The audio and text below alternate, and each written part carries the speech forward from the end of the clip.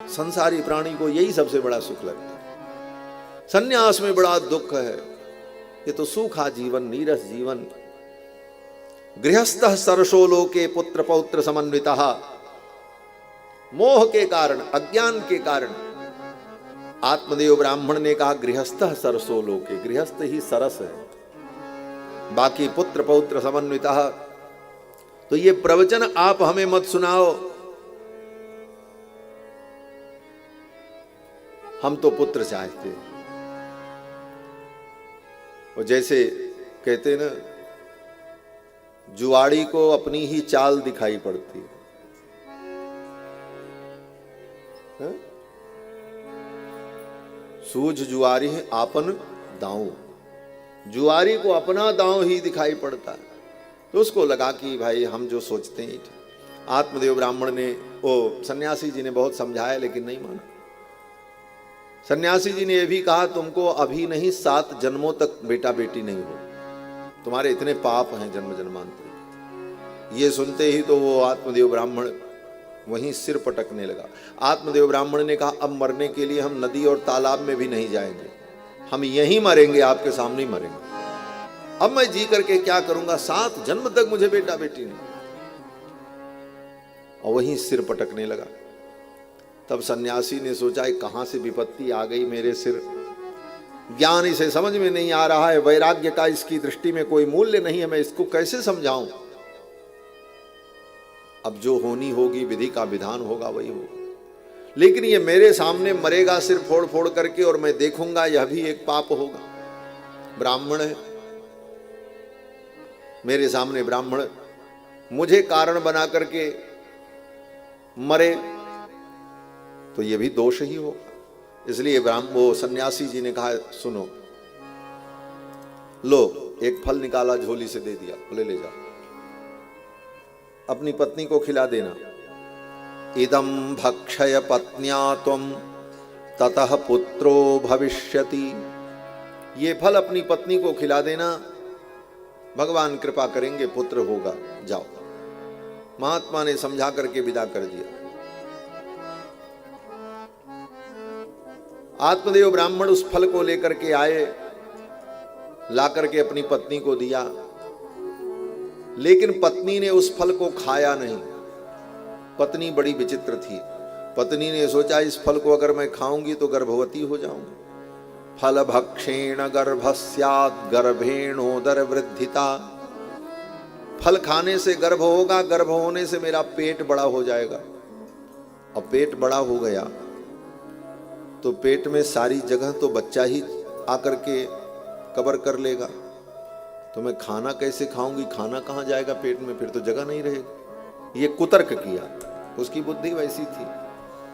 और उसने कहा कि फिर तो मेरा शरीर कमजोर हो जाएगा। स्वल्प भक्षम ततो शक्तिर गृह कार्यम कथम भवेत। भोजन कम हो जाएगा, शक्ति घट जाएगी, फिर ये घर गृहस्थी कैसे चलेगी। ये सब मेरा बना बनाया घर गृहस्थी का काम बिगड़ जाएगा। और बच्चे का जब जन्म होगा तो बड़ी पीड़ा होगी। हमने सुना है बच्चे के जन्म के समय मां को बड़ा दुख होता है, तो मैं कैसे उस दुख को सहन कर पाऊंगी। और तो और दैवात घाटी ब्रजेत ग्रामे पलायेत गर्भिणी कथम। गांव में अगर कोई उपद्रव हो गया, आग लग गई, कोई भगदड़ मच गई, तो लोग तो भाग करके अपना प्राण बचा लेंगे, मैं कैसे भागूंगी, क्योंकि गर्भवती तो दौड़ भी नहीं पाती, फिर तो मरना मेरी मजबूरी हो जाएगी। बड़ा कुतर्क किया महाराज। दैवात घाटी ब्रजेत ग्रामे पलायेत गर्भिणी कथम। उसने कहा कि प्रसूतौ दारुणम दुखम। बच्चे को जन्म देने में, प्रसव में बड़ा दुख होता है, मैंने सुना है। और मैंने ये भी सुना है कि बच्चा अगर टेढ़ा हो जाए, उल्टा हो जाए, तो तिर्यक चेद आगतो गर्भे। अगर वो तिर्यक हो जाए, तिर्यक चेद आगतो गर्भस्तदा में मरणम भवेत। अगर गर्भ उल्टा हो जाए, टेढ़ा हो जाए, तो जन्म देते समय मां की मृत्यु भी हो जाती है। तदा में मरणम भवेत, तब तो मेरा मरण ही हो जाएगा। लेकिन उसको मरने की चिंता नहीं थी। आत्मदेव ब्राह्मण की पत्नी ने कहा मैं मर जाऊंगी कोई बात नहीं, लेकिन मेरे मरने के बाद ये मेरा जो धन है ना, ये सब मेरी ननद ले लेगी, मेरी देवरानी ले लेगी, मेरी जेठानी ले लेगी। उसको मरने की चिंता नहीं, उसको धन की चिंता थी, मेरे मरने के बाद ये सब मेरी ननद और देवरानी ले लेगी।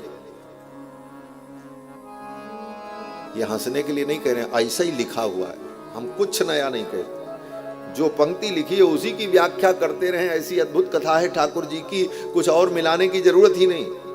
मिलाना तो वहां पड़ता है जहां कमी हो, और ठाकुर जी की कथा सदा परिपूर्ण है, इसलिए इसमें कुछ बाहर से मिलाने की जरूरत ही नहीं।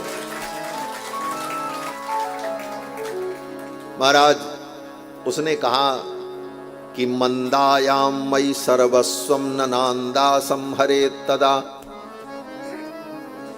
उसका नाम धुंधुली था, आत्मदेव की पत्नी। उसने कहा कि मंदायाम मयि सर्वस्वम ननांदा संहरे तदा, मेरी जो ननांदा है, ननांदा माने नंद, वो नंद सब ले जाएगी उठा करके। और इससे अच्छा है कि मैं इस फल को न खाऊं। अपनी बहन से उसने ये सब बात कही और कहा देखो कोई उपाय करो। तो उसकी बहन ने कहा देखो दीदी एक काम करो, अगर आप इस फल को नहीं खाना चाहती हो, लेकिन पति पूछेंगे फल खाई तो बच्चा क्यों नहीं हुआ, तो क्या जवाब दोगी? तो धुंधली ने कहा एक काम करो, तुम गर्भवती हो और मैं भी गर्भवती होने का नाटक करूं, इनको तो पता चलेगा नहीं। और जब 9 महीना बीतेगा तो तुम सुंदर बच्चे को जन्म दोगी, तुम अपना बच्चा हमको धीरे से दे देना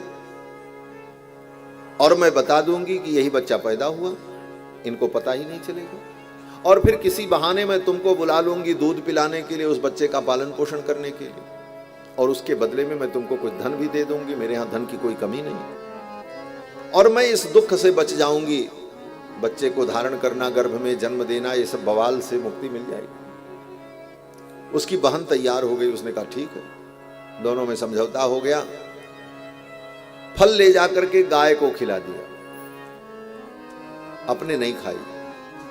उसने सोचा चलो गाय को खिला दें तो परीक्षण भी हो जाएगा कि इस फल में कोई शक्ति है कि नहीं। गाय को खिलाया तो गाय गर्भवती हो गई, गाय के गर्भ में बालक है। आत्मदेव ब्राह्मण बड़े प्रसन्न हुए, मेरी गाय कभी बच्चा नहीं देती थी, अब तो गाय भी गर्भवती है, ये बच्चे को जन्म देगी, घर में खूब दूध होगा, और इधर पत्नी भी गर्भवती है, मुझे संतान की प्राप्ति होगी। आत्मदेव तो बड़े प्रसन्न महाराज।